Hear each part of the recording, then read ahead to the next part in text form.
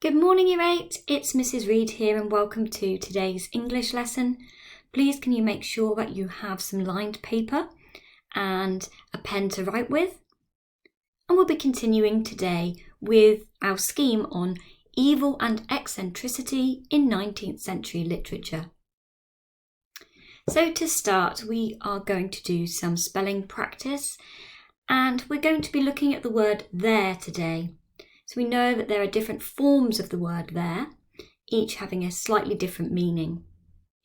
So let's review the rules first. You can see here on the left-hand side, we have there, meaning a place.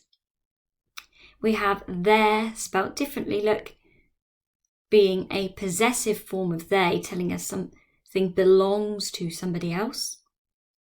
And finally, we have there, a shortened version of they are, okay, and we can tell that because we've got the apostrophe here telling us that words have been left out and omitted. It's a contracted version of the word. Okay, so what do you need to do then? Well, please pop the numbers 1 to 7 in the margin of your page, and I'd like you to write the sentence with the correct there, okay? So if I look at the first one with you, the red one is their house. Well, which one would be correct here? If I look back to my list, well, it seems to be a possessive form of they. The red one, if it's their house, it belongs to them. So I'm going to put a circle around it. Okay, so just make sure you write out your sentence with the correct there, and in a few minutes' time, we will mark together. So pause the video and complete that now, please.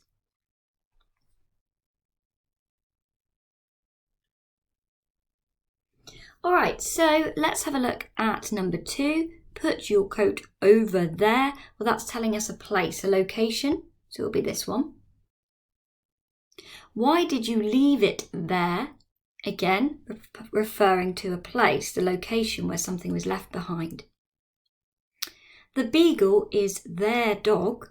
This one's different. It's a possessive. It belongs to an owner, this dog. Number 5. Going to the store was their idea. Okay, this refers to a person again, doesn't it? Not a place. Somebody's idea, it was theirs. There are 30 students in this class. Okay, well, it's telling us how many students there are in this place. Joe and Sue always want things their way.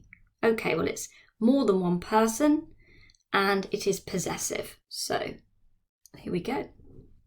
Okay, give yourself a mark out of 7.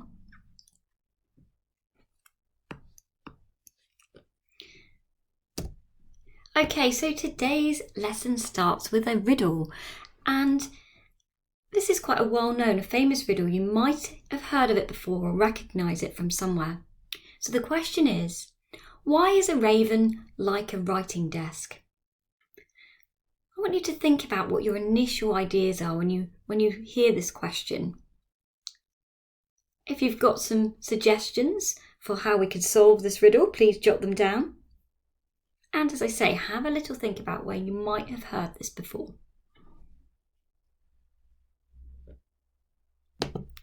So this riddle first appeared in Alice's Adventures in Wonderland, a really famous children's book written by Lewis Carroll in 1865.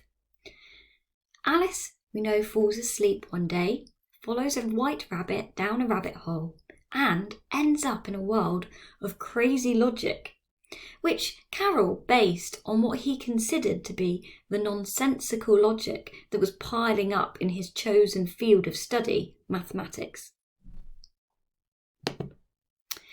So today's character is the Mad Hatter, and I hope that many of you may be familiar with the Mad Hatter from different film versions as well as the books versions of Alice in Wonderland. So we're going to be reading a little extract today in which Alice ends up at a tea party with the Mad Hatter and the March Hare. And the Mad Hatter asks this now famous question, why is a raven like a writing desk? Before we go on to read the extract, let's build a little bit of our contextual knowledge. So if you've ever heard of the expression as mad as a hatter, this actually originates in the 19th century.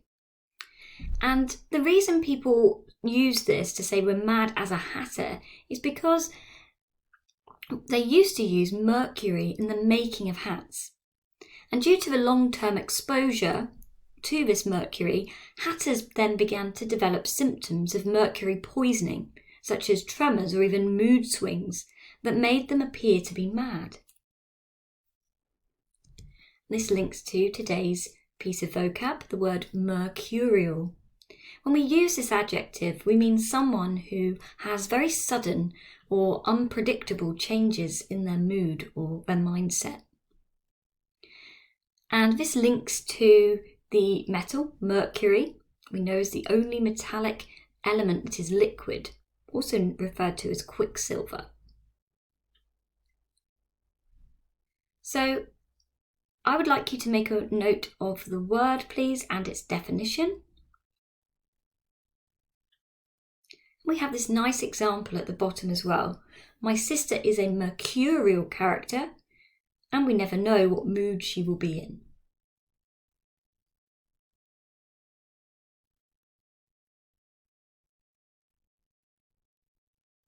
Okay, once you've made a note of the word and definition, we're ready to move on. So on Show My Homework, I have placed a copy of the extract if you would like to read it separately from here, so you're not just looking at it on the video.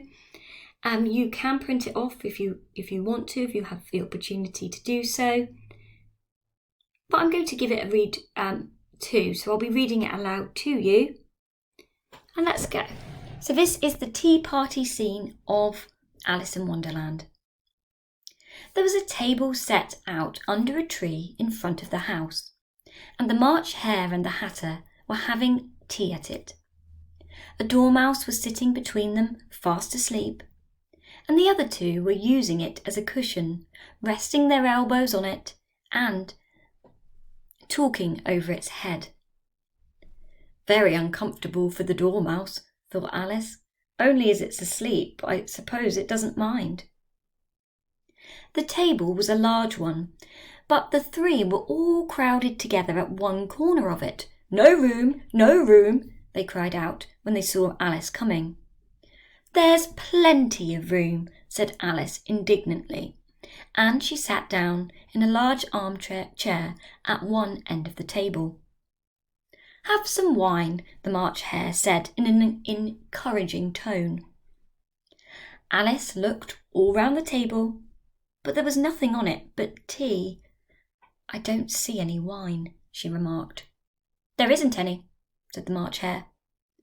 Then it wasn't very civil of you to offer it, said Alice angrily. It wasn't very civil of you to sit down without being invited, said the March Hare. I didn't know it was your table, said Alice. It's laid for a great many more than 3. Your hair wants cutting, said the Hatter.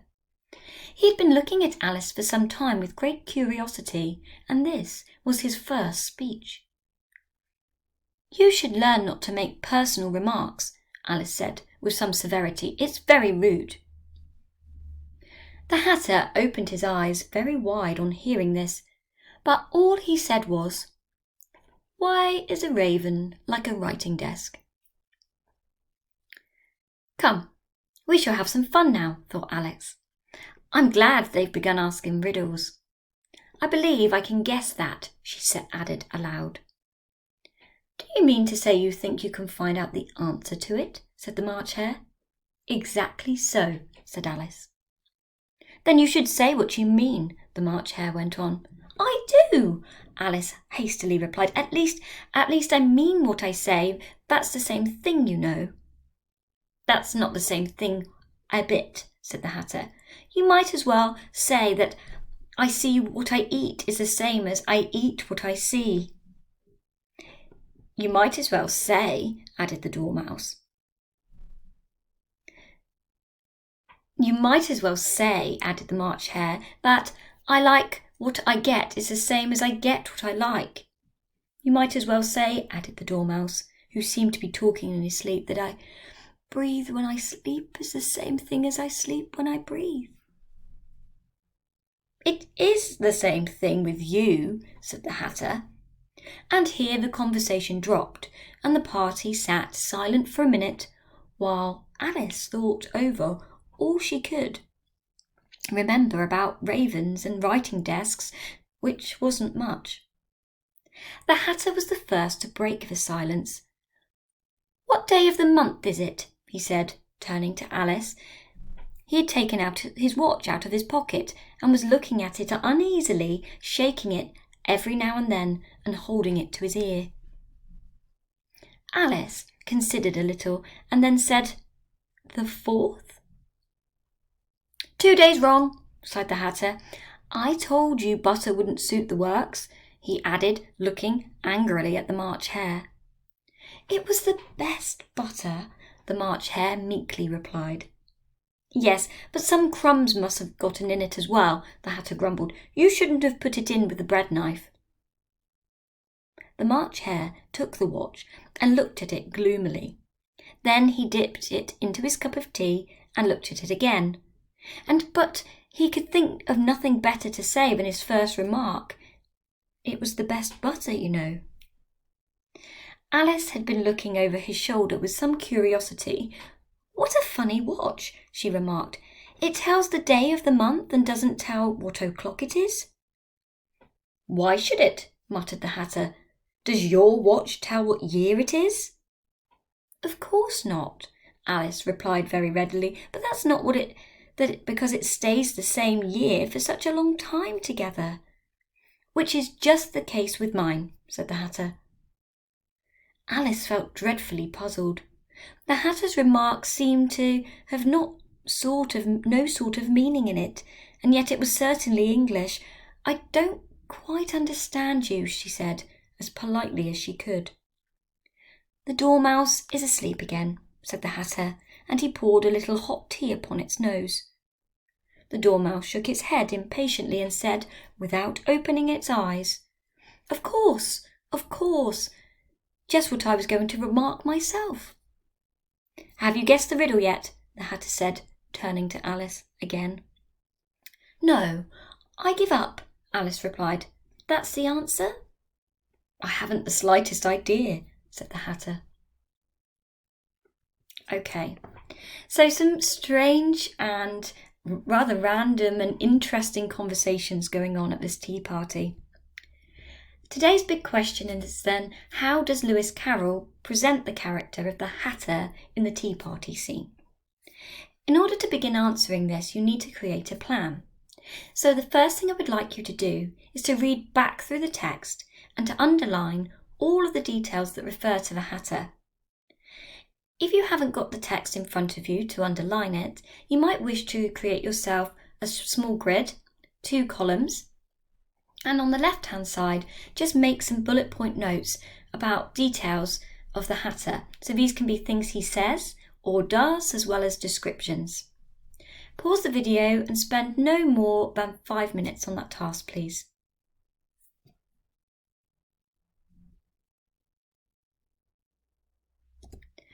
Okay, so you might have identified a number of things about the Hatter here. There's certainly some unusual and interesting ways in which he interacts with Alice. So you might have picked some of the things, one of the first things he says, when he very directly speaks to Alice. "Your hair wants cutting," he says. This might come across as quite abrupt or rude, perhaps rather unfriendly way to start a conversation with her. She certainly seems to think it was rude. There are other things you may have identified, the way that he jumps straight into this strange riddle and is rather unpredictable in the way that he responds to Alice.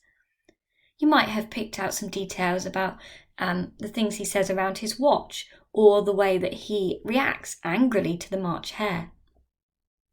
So what I'd like you to do next is to make some notes on what these details suggest about the emotions and the mood of the Hatter, and the way that he might change his emotions quite quickly throughout the text. If you're writing this as a grid, this is on the right hand side in your column. Just make a note by each of your bullet points. What do they suggest about how the emotions and the mood of the Hatter keep changing? If you've got the text in front of you to underline and annotate, you can of course make notes on your page around your quotations if you wish. Pause the video and complete that now, please.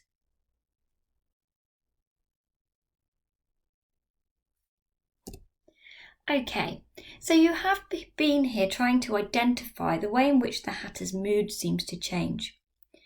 What I would like you to do now is to show your understanding of that. But first we're going to see what another student has said. So another student, after reading this text, said, "I really like the character of the Hatter as he seems to be mercurial and unpredictable." Now I want to know, to what extent do you agree?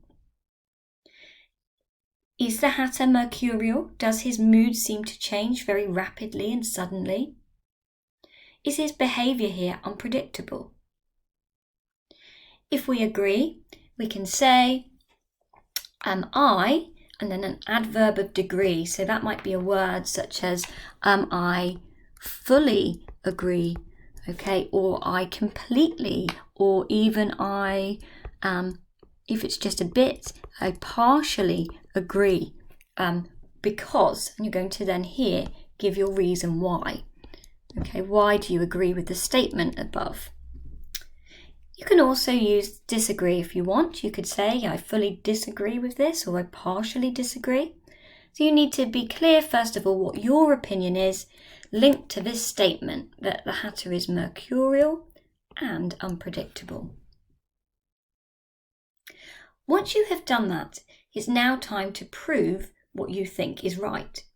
So we're going to use some evidence from the text, as well as your notes from your grid. At the beginning of the tea party, the Hatter appears to be. So here you want to use some adjectives to describe him and his behaviour, the things he says.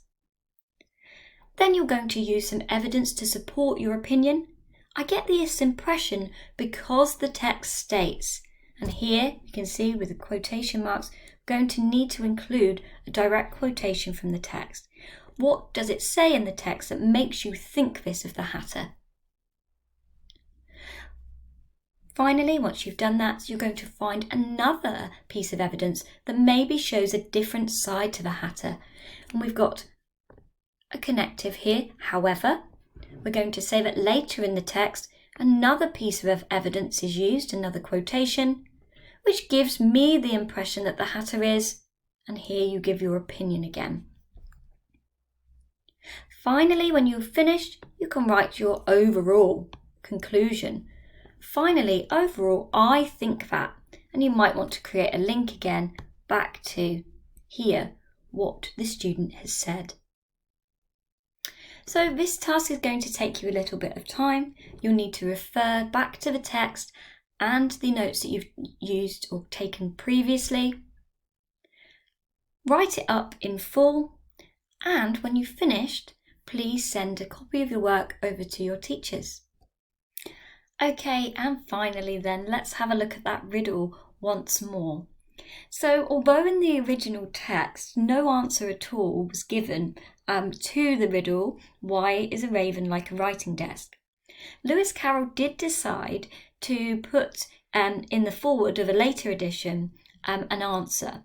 So he writes, because it can produce a few notes, though they are very flat, and it is never put with the wrong end in front. Okay.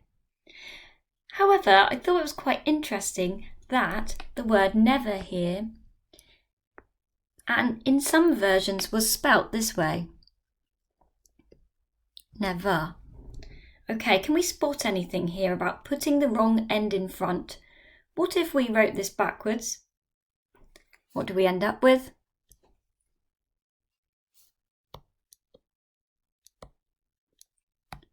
Raven. So there is more sort of a clever bit of word play going on here, which we know that Lewis Carroll was a huge fan of. All right, I hope you guys have a lovely day, and I'll see you tomorrow. Bye bye.